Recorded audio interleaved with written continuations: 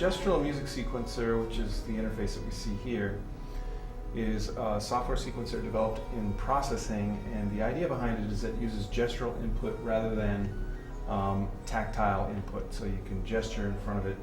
And what works a little better than just normal gestures is a light controller.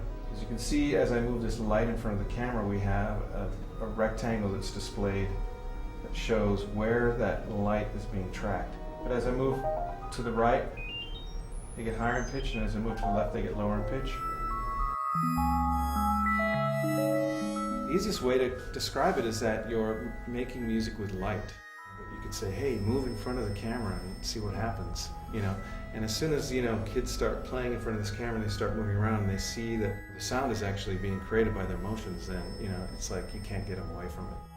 And then when you give them a light source and you say, hey, try with this light controller to move this in front of the camera, all of a sudden they get a little bit more control over it, and they start seeing how they can make it quieter or louder, higher in pitch, lower in pitch, and so on, and then they get really fascinated.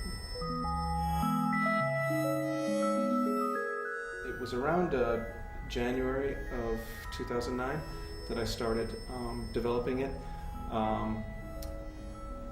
And around that time I got involved with a group called Minneapolis Art on Wheels through a class that I'm taking, where I just finished taking at the U. And Minneapolis Art on Wheels is an organization that goes out and they perform projections in public space. But one of the things I noticed about most of the work that they were doing is that if there was music, it was usually sort of a soundtrack that had been produced ahead of time.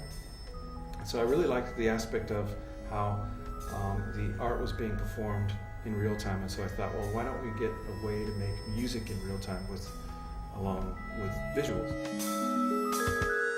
I've been very interested in technology, so I've always wanted to experiment with different ways to make sound.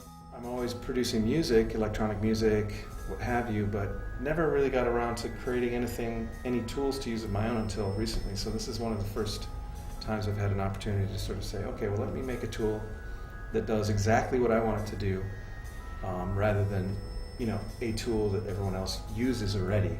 I think we all use these tools in different ways, but creating your own tool gives you a new approach to producing overall. So I've always been fascinated by the technology and used it on a regular basis, and then worked in the industry doing software development.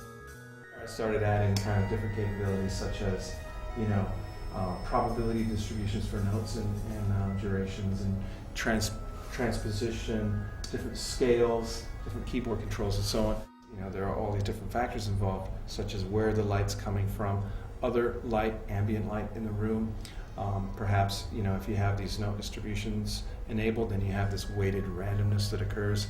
So there's lots of other factors where all of a sudden I don't have control over it as much as I do when I'm playing a typical keyboard instrument. So I actually kind of like that. I like that sort of the control is being taken away from me, and things are happening that I don't expect, that I'm not in control over. And you can be surprised by those things, and sometimes they're good surprises, not always necessarily good surprises, but a lot of times you get pleasing results from kind of this random behavior.